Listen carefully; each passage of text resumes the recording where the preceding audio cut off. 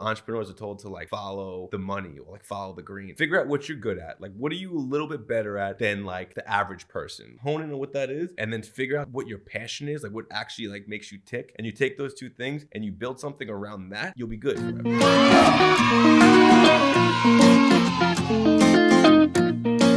Yeah, kid, welcome back to another episode of the Handsome Home Buyer Podcast. My name is Charles, aka the Handsome Home Buyer, formerly Captain Permit, but we still love him. 516-513-8838. And obviously this podcast and every other is sponsored by the man, the myth, the workaholic legend, Sal Rizzolo. We know him, we love him. If you don't know him, you should know him. He is the connoisseur of all things mortgages on Long Island, especially now the 203K loan. All right, you ready to rock? Let's get back. Did you say Captain Purple? Captain Permit. Oh, yeah, no, I needed to figure out. I'm a little, I had a smoothie this morning, right? And I'm really sensitive to like sugar. So I had a smoothie because I basically ran out of food. So I'm like, all right, let's like cocktail this up. And that shit hits me like speed, bro. Like I have ADHD to the max. Like I was diagnosed, I'm 44. I was diagnosed probably when I was like 9. Which is kind of like, I guess, back before everybody had ADHD. Right. So I have ADHD, which is, it's not just ADD, it's hyperactive. So like, I'm very sensitive to sugar. Mm-hmm. So like, you give me chocolate and you could literally watch me speed up as I'm eating it. Yes, it's nice. You eat a little sugar before a podcast, and rock and roll. Boom. But now as I get older, right, and I watch all these like longevity YouTubes. So you're not old enough yet. You're 37. Yeah. At 38, shit starts to break. Not you, because you're in good shape. And I feel like you underwent like some crazy, did you undergo like a crazy transformation and get I mean, I've always just been like a skinny bastard. But I've never been to the gym before in my entire life. You're in super sick shape now, bro. But this just started to happen from OG. Like a friend like recommended, obviously they're right around the corner from me. Yeah. And I started to go, and I like, again, I had nothing to compare it to. And I was like, holy shit, this getting in shape shit is serious. I realized I mean, you jumped in the ring with Tyson right out the gate. Yeah, that's what I'm saying. So I think immediately, like I like started to like, so for me, like I said, I'm like extreme. I've always been like a real skinny dude, and I could never put on weight. And now, burning like friggin' 1,200 calories every morning. Though. So like it's hard. Like, and I don't like to eat like that. Like I'm not like the guy that like make mad steaks and eggs and chicken and stuff. So like it's tough for me to like. You don't love food? I love food, but like I don't want to overeat. Like I don't want to go home and eat like an 8-egg omelet. Like you know what I mean? It's just. See, I wish I had. I mean, I'm lucky. I got a decently fast metabolism, but to be able to just eat and be good and have that kind of metabolism. Honestly, since I've started going to the gym, I've been trying to gain weight, and like I went to the gym at like $140, and then like within 6 months, I was like 160. I was doing my protein shakes. I was doing my thing, and now I'm still doing it. And I just keep staying there, and I'm just like right there. I see myself getting stronger. Yeah, but like I feel like without like some sort of like a huge overload of protein, like I'm like where I'm at, you know what I mean? OG has completely changed my life in so many different ways. I love that place. I love those guys. You know what the biggest thing for me is, interestingly, I maybe like a month ago I realized it, the way I breathe. So when did you start working out? A couple years ago? About a year and a half ago. Okay. Before that, did you ever like, you were swimming or whatever, you try to take like a really deep breath, but at some point it feels restricted. Like you can't expand your lung capacity anymore. You know what I'm talking about? Not really, but I can understand. I understand what you're like, saying. No, that's just you, bro. This is you. No, I understand what you're saying. Now I can breathe in a way that I've never breathed before. Like I have this expansive lung capacity from, I guess, all the just torturous shit that they put us through in that place that I've never had in my entire life. Yeah, honestly, I've never done. Like I've never ran on a treadmill before. Like, you know what I mean? Like I just never did it like anything super athletic before this. Like I've always just been like a skinny dude, like, but not really in shape. And that place completely transformed like my state. Like honestly, it changed my whole life. I couldn't agree with you anymore. Like my trajectory of every single day, like I'm being there at 5 o'clock in the morning. Evan, the way he talks, like I feel like he's talking directly to me. And he's like, he really been like a huge like inspiration to me. Like, yeah, I mean, he's a really that like it just like turned me into overdrive 100%. Like I've already like I'm at full tilt, full throttle all the time, and that place made it double for sure. So I want to get into that and a bunch of stuff that you're doing, and I'm gonna have you intro yourself in a minute. But I have to say that for me, you're the most fashionable guy that's ever been on the podcast, bro. Really? I like it. It all works. Even, and I don't even know if you meant to do this, but just like, even the way the hat sits on your head and it's got the little bit of slump going. I was like, bro, like this guy is perfectly put together. I'm in like. Are you bald like me? Yeah. By choice or by your follically challenge like me? I was like in high school. I started going bald. Like, so. But you got a good head. You're lucky. Thanks, you got a good head. And the beard. Shit, man. I'm coming back here every week. Right? Like I need this kind of like, I'm the ultimate hype man. Yeah, I love it. So give everybody a quick kind of like 30 seconds of who you are and what you do. And you, bro, you do, we've never really met. Like I've seen you in the gym. I give you the nod. I love your energy. I see what you do online. I'm like, I got to talk to this guy. I got to get to know this guy. Yeah, I love the vibe is good. But I feel like you're doing everything. Like literally everything. Like you're like building freaking hot rods, running block parties, coming out with like hair care products, have a barber shop, clothing. Like it's fucking all over the place. You know, to me, the secret behind it is that like I'm so overly passionate about what I'm doing that like it's also like my hobby. It's all like I have so much drive and energy to do it. Like I'm not working ever. Do you know what I mean? So it's just like soon as like I go to sleep to it, and so I have this thing. Like, I'm like, there's two sides to me completely. Just two? Only two. I kind of feel like I have this vision in my mind before you jump into it of you like the camera pans, the music's playing. It's like a little bit like rock. You're painting a fender of like a 1955 like rat rod, and you like calls you in, Matt, yo. You get up, you walk across. There's like scientists concocting your latest hair gel.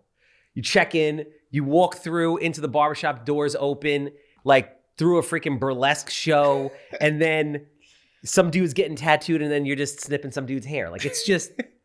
Well, all that stuff to me is under one umbrella. Like what I was gonna say is that like the two sides is like, and I say this a lot, but I do family and business. Like literally, like if you ask me to go to like Six Flags, like I'm not going. Like you know what I mean? Like I'm very cut dry, and like when my family is my number one. Like you know what I mean? But soon as like I switch that gear, I'm full throttle all the time. And like I said, it's completely passion driven. You know what I mean? So. It really, I don't feel like overload. I mean, sometimes I got a lot on my plate, but like, I feel like I'm a kind of person, I feel like you're probably the same way, that you only feel comfortable in that scenario. 100%. Otherwise you're like, I'm not doing enough. It's the second I stop. So what are you doing? So you want to break it down? Yeah, give it to me. I mean, in a nutshell, you know, I'm a dad of 3 little girls and I'm married. Wow. Yeah, 3 girls under 5. You got 3? I got twins that are 3. And all girls? All girls. And what, did you try for the boy at one point? No, actually I did in vitro, and we had like it wasn't working for a while, and we had like 11 eggs, and we got them genetically tested. Okay. And every single one of them was a girl. You're just a girl maker. That's it. It is what it is. So yeah, I got 3 girls. I got twins that are 3, and I have my oldest, who is 5, and yeah, so I have my e-commerce brand that is like a men's grooming company / lifestyle brand, which is the Holy Black. Got it. Then I have the Holy Black Barbershop, and then I have the Order of the Holy Black, which is a fraternal order, pretty much like a modern day version of a Knights of Columbus that I'm running. Oh, cool. That's something that nobody really knows. It's kind of like, it's about to surface, but it's something that's been worked on for over the past like 6 years, and now it's all starting to come to a head. Is that like, what's the focus on that? Is that island-wide, statewide, countrywide, worldwide, or is it like hyper-local Lindenhurst? What is it? So right now we have our mother chapter, which is hyper-local. It's in Lindenhurst. My warehouse now is the clubhouse, but in about a week or so, we're signing a lease to an actual clubhouse. Everybody started paying dues, and we're getting to a space where everybody have access to and stuff like that. Nice. We also have a chapter in the PNW, Albany, Texas, and Ohio, but they're very small, like maybe 1, 2, or 4 people in each one of those chapters. You started this. It's your baby. Me and my brother. So all of this, I should preface this, but all of this is partnered with my brother. Me and my brothers are partners in the Holy Black, the Barbershop, and the Order. I always wanted a brother. How old is he? He is 44. Okay. Yeah. So how does all of this come together? Is your brother doing something? He's your older brother. He's your hero. You guys get together and just scale it, or was this something that you were doing? Does it start at the barbershop? Like, Yeah. where does the story begin? So pretty much my brother is like a creative genius, has no business sense whatsoever, but is probably the most creative. He thinks in a way that I've never, and not because he's my brother, he is really just a special, the way he thinks is special. So since we're little kids, he's been building and making weird things in like mom's basement. And I'm always the business guy. And I've always been like, you could sell these. Like he like making like movie props and like Teenage Mutant Ninja Turtle canisters, like all sorts of weird shit. And what happened was we had our grandfather on my father's side, who was a barber, who passed away. And we inherited all his old barber antiques. And one thing in particular is called Schulten's Old Spice from the 30s. And it was like the best fragrance ever. Me and him used to like savor it. Like we'd like take like one drop and we'd wear it when we go out to like weddings and stuff when we were younger. And my brother tried to start like recreating it, and he started ordering fragrances and started making aftershave. Oh, because it was discontinued? Yeah, you couldn't get it. Like there's new Old Spice, but it's not the same. The Schulten's from the 30s is like the best shit ever. Do you curse on this podcast? Yes. Okay, cool.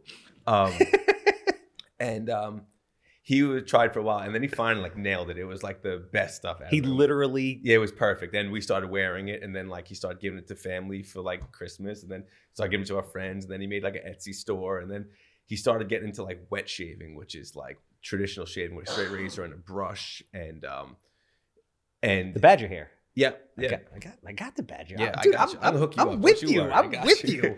And he started to do like he started to get really busy, and he came to me and he was like, "Yo, this is too much." He's just selling products. Yeah, so he had an Etsy store, and he was making shaving soap, but he was doing fragrances like everybody always did like standard like sandalwoods and like stuff, and he started coming out with really like different fragrances and really cool packaging and like hand cut labels. He would take like labels and he would stand them with coffee and like make like everything that we do is got like a 1800s aesthetic or like vintage. So like he's just got a real good eye. He's a real he's creative. He's on another level of creativity. The shop is crazy looking. Like the barbershop? It's awesome looking. How old was he at this time? When he started the business? Yeah. Like when he started making products? Yeah. So that was like 2010. So like from 2010 to 2013, it was like a hobby pretty much. And was he a barber or no? No. Not a barber. Neither one of us are barbers. Oh, so neither one of you guys can cut hair. Can cut a stitch of hair. Not even a little bit. Got it. Not want me to cut hair. All right. And honestly, like we grew up with which is great. A bunch of family members that were barbers on our father's side, and my mother's a Cosmo. So like we've been in that industry forever, but we had no interest in cutting hair. And honestly, the whole thing kind of just naturally came. It was just another project that he did. Like, you know what I mean? Like making the aftershave was like one of the 1,000 things he did. And at the same time, while he was doing this, he read that book. You ever read 4 Hour Work Week? Yeah, of course. Yeah. He was years ago. He was reading that book while he was doing this. Yeah. And he was like, I don't know, I could do this. Like, you know what I mean? And like he started an Etsy store and like, I just need a couple $2 VAs from like some other country. Exactly. They can run this whole shit. You know, and like we followed a lot of things from that book. We kind of like came off track and came back. But yeah, so at like 2015, I used to own music studios, and he came to me and he was like, dude, he's like, this is too much. Like he was really like doing, and like he was like, it's supposed to be a hobby. He was working on like Cablevision too. Like it was like a side thing he was doing in my mom's basement. And he was like, it's just too much, dude. Like he's like, I can't handle it. He's getting these emails. He's like, he's just not built for it. He's like, he don't want to scale. And I'm like, dude, we could fuck, you know what I mean? So that's when like I moved him into one of my music studios, like a 10 by 10 room. And like my music studio like was very self-sufficient. I didn't do I just did monthlies. I didn't do hourlies and stuff. So like I had my renters, they came in. I pretty much took a warehouse, divided it up, put people in there to rent, and then collected rent. One room paid for pretty much the rent, the rest was profit. So it was like really good. The only employee I had was a cleaning How did guy. you get into that? Do you still have that, or that's gone? No, I sold all of them. I had a couple of them though at a point.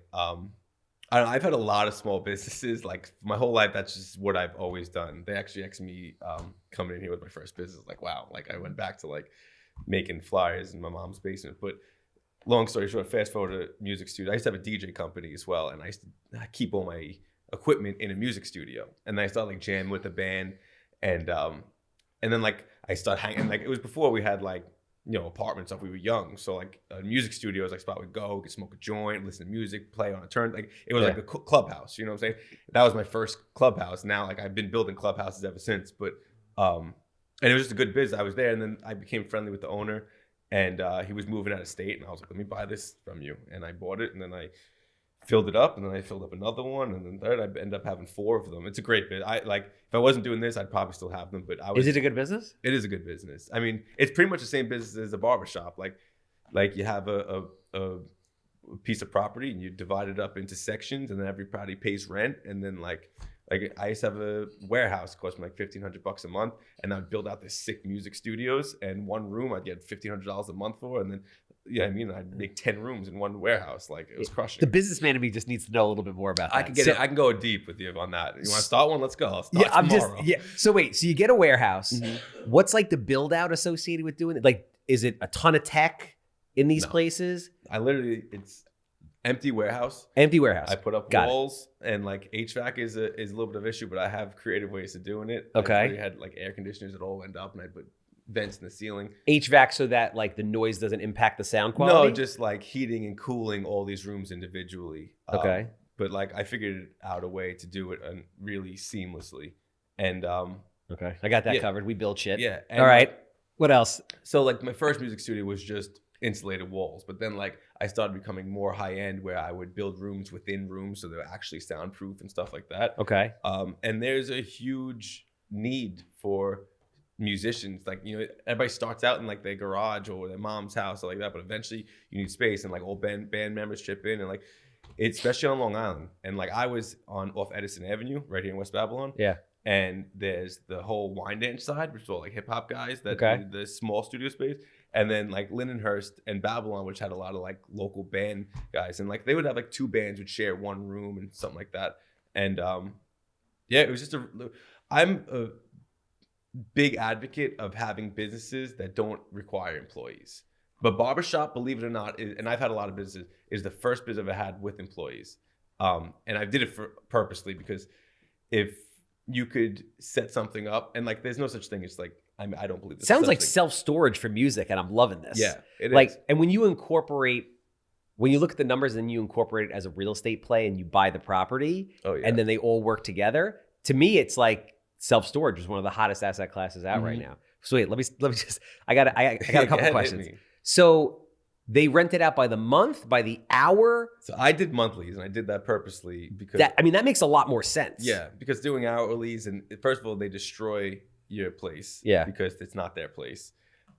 Secondly, because you need somebody staffing them, letting them in, letting them out. Exactly. Equipment. For me, like I found guys, I locked them in, and then they were there. They paid their you set the code up, you put cameras in and everything. Yeah. Wow. Pretty much just an empty room. It's crazy. Do you know? So like the way the Holy Black scales, I put him in a 10 by 10 room. Okay. And when I rented that room, I put him in another empty room I had, and then I got to the point where my warehouse was full with music studios, and so I got another warehouse, and I built half of it for the Holy Black. I put up the office and a lab, and then I rented out the rest of it. Like a lab where he's concocting shit? Yeah. And then I built the rest of it into music studios, and then that paid the rent on the building, so we had free space because we were a small business with no like startup funds and nothing like that, And then what a great time. Yeah, it's great. I love it. Must have been a great freaking time. Honestly, like I am all about like the journey. Yeah, like for me, like of course I know that like this is what I do. It's what I love. So like I'm not worried about the end goal. I'm just having so much fun doing it. Like it's the best part. So. How do you, just out of curiosity, like how do you balance all that with 3 kids? Family work balance, I think, is probably the biggest challenge of being as busy as I am. But because I have all my priorities in check, like I just know like my kids and my wife is like my entire world. So I make sure I make it a point that like I always have quality family time. I have 2 days a week that I don't see my family. Tuesdays and Thursdays, I wake up 5 a.m, I go to sleep at midnight. Nobody sees me, and I'm just full tilt all day long. Okay. Then Monday, Wednesday, Friday, I go home early and I spend time. I check out. Like as soon as I go home, I check out. You can't text me. You can't nothing. Like I just completely check out, and I'm full blown girl dad time. And then Saturdays and Sundays also, I am 100% family. Like it's all I do. So like I have those hours set, and then I just stick to them. You know what I mean? No, it's smart. And like you have to, because if you go week by week, you end up getting caught up in ruts, and then all of a sudden you haven't spent any time home. And like I value that way too much to not have it. You have to be organized. I'm sure you know, like without some sort of organization in your infrastructure, like you'll just be a shit show. No, I'm not amazing at it. I'm getting better at it, but I feel like. And if you are, you never get anything done because you're too anal retentive that you focus on the details. So like you have to be like an even mix. Like I'm not the most organized person, but I know what my priorities are and I know what my values are, and I stick to like certain things. But like I'm all over the place, you know. But I have to be. I got pulled in a million directions. It's probably the way you're built, also. Yeah, like you said before, the second I sit still for a second, I need chaos. I'm like, need chaos. I was outside for 5 minutes, and I'm like, I'm here. Like, you want to come in? Like, otherwise, I'm gonna start working. You know, like it's just how I. Like, oh yeah, it's Thursday. Boom. Yeah, it's one of those days. Yeah, I'm all night tonight. So because I want to keep hearing the story. So yeah, so I could continue. Why did you where I left off before we? We'll talk about launching our music studio empire after the podcast. Yeah, but so you're doing that, and then what happened? Like, what is the Holy Black doing? Where does the barbershop come into play? Yeah, like, so I joined forces with my brother and moved him into a room. We continued to grow. As we grow, I would get bigger music studios, and then at some point, I rented the office and the lab, and that rent paid for the music, for the warehouse next door. Now we had our own space and our own. Got it. We like, I don't know if you ever seen my warehouse, but I built out like this. It's pretty much like our clubhouse, and like it's hard to justify why we have this huge space when we have e-commerce, because me and my brother could work off our phones from a small office anywhere. But we do it for media, and we do it we call it our flex space. We use it for so many different things, and like your perspective of what I do is exactly what we're going for. Okay. You know what I mean, it's funny, people think that all we're doing is like working on hot rods and skateboarding, and like, you know, like, do you guys even work? And I'm like, you know, it's all we show. You know what I mean? Most of the time we're just stuck behind a computer, you know. But we do, to create that lifestyle and that brand. We have the space to do that, and believe me, we utilize the hell out of it. And we just been so like. We used to do like tattoo conventions to get the brand out there. And one day I met this barber, and he was like, you guys need to get into like the hair industry, you know, like we were making shaving stuff and like just like super niche, like shaving products. Like we started doing really well in that niche, but like we hit like a ceiling where we're like, how much more could we grow in this little niche?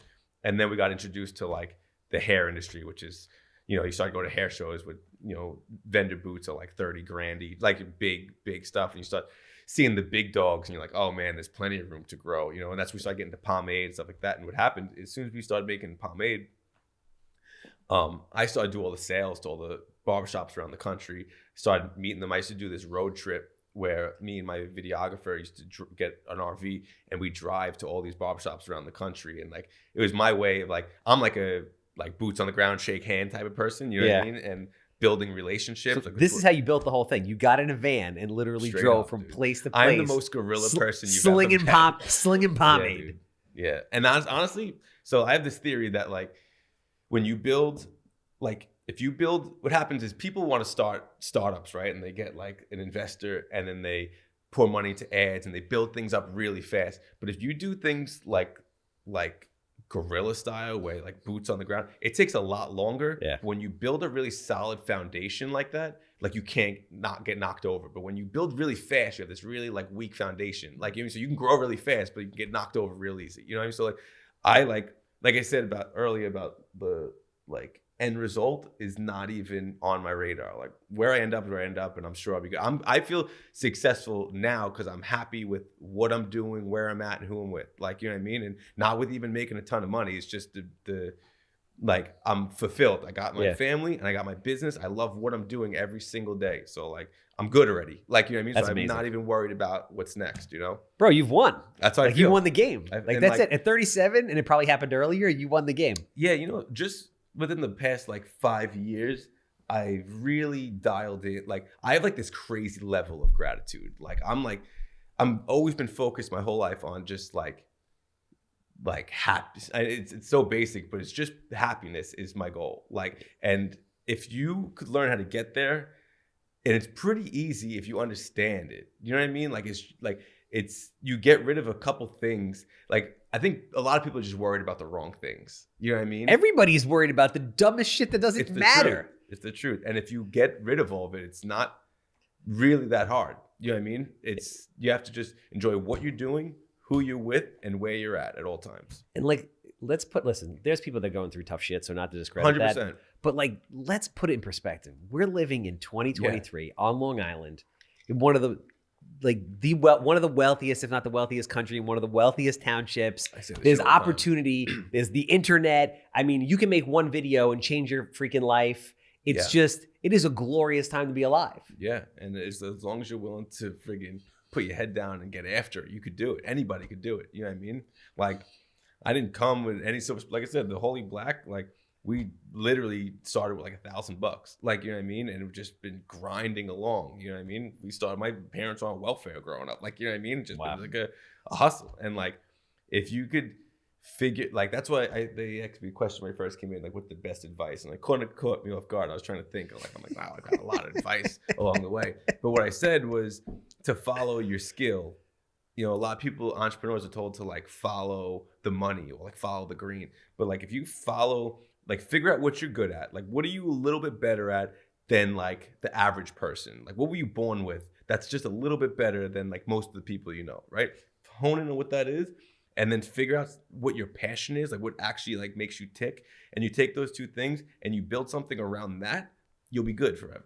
You know what I mean? But the thing is, so I have this saying is like, the biggest misconception is that like the average man doesn't calculate his quality of life into his annual salary, because like, people go after these professions because they make a lot of money. Like, I know so many friends that travel to the city every day and they're making, you know, $300,000, whatever it is, a year.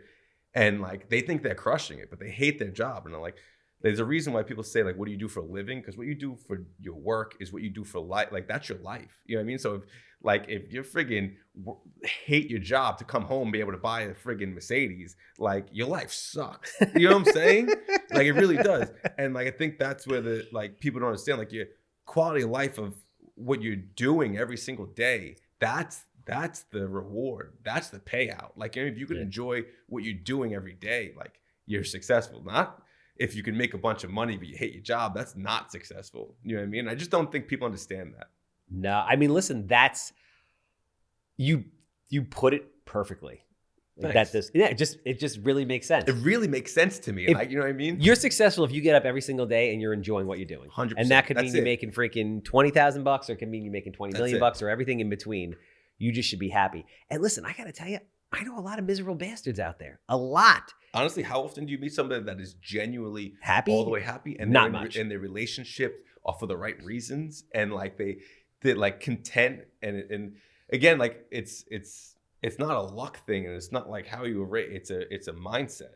You know what I mean? And I think that mindset is obtainable, and people just don't understand. They just, priorities all fucked up. You know what I mean? Yeah. No, it's, and listen, and social media, for as great as it is, there's negative side to that. People get sucked into that, and the images and all the bullshit that comes along with that. Dude. Wow. I mean, what I probably think, and again, I don't know you, but I probably think you had kick-ass parents. Yeah, I actually only had one parent. I had a kick-ass mom. You had a kick-ass mom. Yeah. Because I feel like that's the foundation for most people. Totally. Absolutely. 100%.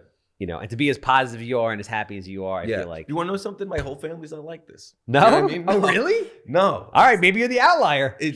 Honestly, it's like, I preach this shit, and I don't preach it too often. Usually when I'm getting really ripped and I'm having conversations. You are like the super positive guy in the family? Yeah, totally. 100%. Does everybody look at you like you're a little off? My family looks at me like I'm off. Honestly, like, I'm preaching now because like you got me going. But normally I don't preach too much about this, but this is all I think about. You know what I mean? Mm-hmm. Because like, I think it could come off as like, oh yeah, man, your life is great type of thing. You know what I mean? But it's, like I said, I think it's just a perspective thing. And if you don't see from that perspective, I don't want to beat it into you. Like, you know what I'm saying? Like, was there like a moment or a chain of events or like something that went on that was like very just transitional for you in your life that made you think this way? Or you were just always like this? I know that I've been thinking this way aggressively for like the past, like, I guess since like since I've had kids, I had like 3 to 5 years. It's like takes up a majority of my, like, not that it takes my brain, but I constantly have this like overwhelming feeling of gratitude. And same thing, like you said, like I look at things as a whole. Like I think if you focus in, like I could tell you 100 things that are like I should really be worried about. You know what I mean? But I look at everything as a whole all the time, and I'm like, I'm good. Like, you know what I mean? Like, yeah, this sucks. And like, you know what I mean? Like, I had some serious shit happen when I was 10 and again when I was 21. Like, I went through shit. Like, I haven't had this like great, you know what I mean? But as a whole, like, everything's cool. You know what I mean? We don't live on the street. You know what I'm saying? I love what I'm doing. I love my wife. I like where I live. Like, you know what I mean? Like, good. But those are all conscious decisions, you know? And it was things that like I strived for and I worked really, really hard to get there, you know? No, I love the perspective because I deal with a lot of people that are just like super negative all the time. And I'm just like, bro, what the fuck do you have to be negative about? Yeah, that's my biggest pet peeve. Negative people. It sucks the life out of you, man. It literally sucks the life out of you. I can't even listen to it. Yeah. I'm like the most drama-free person. Like, as soon as you talk to me about something that I think is like irrelevant, which is a lot of things because I'm very like hyper-focused on like business and family. Yes, exactly. So business and family. And getting jacked. Yeah. So, honestly, that, you want to know what, and this is completely off beat, but you want to know what really made me go to the gym? What? I was at an Islander game, and the guy in front of me had 3 girls, and they were probably like 25 years old, and they were gorgeous. And I looked at him, and I was like, and every single dude that walked up and down the aisle, you're like, shit, that's gonna be me. I need to be able to. I was like, at some point, I'm gonna need to knock some motherfucker out. Like, you know what I'm saying? I got 3 freaking beautiful girls. I have 4 women in my household, and I'm holding it down. I might have to kill somebody. You know what I mean? And I'm ready, prepared to do that. You have no allies. Do you at least have a dog? That's amazing. Yeah, I got 2 dogs. I just got a new dog, Chooch. She's a Rottweiler puppy. He's a fucking maniac. It's a boy though? Yeah, 2 All right, boy there you dogs. go. So they gave you something, because otherwise it's just all estrogen, no testosterone. You know what's crazy is I wanted a boy my whole life. You know what I mean? I think it's just like a dad thing. Like, you want a son, you want to recreate yourself, whatever it is. Yeah. And I so wanted a boy. Like, I was so bummed when I found out all my embryos I had were girls. But now that I have girls, like, I'm so obsessed with being a girl. Because like, I'm like their superhero. You know what I mean? That's like, awesome. Like, I fucking love. Now, girls will love you forever. Girls will love you forever. Girls, it's the best thing ever. So, just to button up how the business gets to where it is today, like, your brother's living out of a 10x10 in a music studio. You keep shuffling him around every time you rent his fucking we did. We moved probably like 15 times. You know, so by day and night, he's like concocting in the lab on the other side of the building and then sleeping in the room. So how does it, like, when do you sell the studios? How does it become what it is? And how the hell do you go out and market and sell this shit like hand-to-hand combat style? Honestly, like again, back to like really grassroots. Like, I have 0 distribution. I have 0 sales reps. I literally do all of it. And I'm in like barbershops in every single state and across the whole country, and every single one of them. I mean, like, I have like a technique on how I do sales and mostly, so Instagram was really monumental to us over the past like 5 years. Instagram's not what it used to be. But when we started, I had 0 followers, and I literally like, I built that whole business through Instagram. It was that wizard video, man. That shit was tight. I was AI like, stuff. Damn, that was cool. I have my videographer, Box Visuals. He's been with us since the beginning. Well, actually, his first video he did was for us. Like, when the first time he came to me, we filmed it with an iPhone, and like, you know what I mean? And we've been growing side by side together. And his kid is a wizard. He's just a genius. He's like a savant. Like, he just he has just vision. He's just a great asset to us. And we work so closely together. We are where we are because of him, and vice versa. And it's been really fun to grow with him. But media, like, you know, media is king. And we've been doing this fun media stuff for like 10 years now. And it's just like, we've done everything. We've done vlogs. We've done, you know, YouTube. We did like educational stuff. We did AI stuff. We like, you know, and it's really just like we love doing it. You know what I mean? Making content for us is so much fun. How do you handle distribution for a product? Yeah. So we have like a back end to our website, like a wholesale portal. So pretty much I get wholesale accounts by creating relationships with barbershops via social media. Okay. And then everything's social media driven at this point. Yeah. So like about 70% of the traffic to our website is from Instagram. Just from no paid shit, just organic stuff. Yeah. And wow. And then they try the product and they're like, this shit's dope. Yeah. And I have like a sales technique where I like I introduce myself and I work my way into getting someone a care package, and I keep following through until I get them as an account, and then they just kind of go into the system, and I just keep updating with them. But we did just recently take on a guy that does marketing for us. So we're starting to do a lot of paid ads and serving ads to different people and stuff like that. But everything was organic up until like a year ago. Wow. Yeah. That's amazing. Yeah. And that's why we have, like, the marketing guy came on and he started looking at all of our analytics and like our conversion rates. And he's like, dude, because I said, like, most startups are just like poured gas on like an idea, but like all my people are like they're real supporters. Like, you know what I'm saying? They're people that have been with us forever. And no, you bootstrapped it, man. Yeah. Like $1,000, a dude in a van with like a camcorder driving across the country. Yeah. But like now he's like, I could just pour gas. I just got to turn some dials. Like, because our biggest thing is exposure. Like, I'm getting the same exposure now with like 45,000 followers on Instagram that I was back when I had like 1,000 followers, because they just don't, you know what I mean? They're not, unless you pay for it, nobody's seeing it anymore. Are you delving into like TikTok, YouTube, all that stuff? Yeah. So we've been doing YouTube forever, not as consistent as we should. TikTok as well. TikTok, really though, I'm just recycling stuff that I'm using. I'm making a conscious pivot recently to really start focusing on other platforms and utilizing them. I've noticed that, believe it or not, Facebook is making a huge comeback for us, because I think it used to be how Instagram was, and everybody started spending all the ad dollars there. Yeah. And then what happened was people started to pull out of there, like the consumer started to pull out of there because it was so ad driven. Yep. But then so did the advertisers, and now it's going back to it. Yep.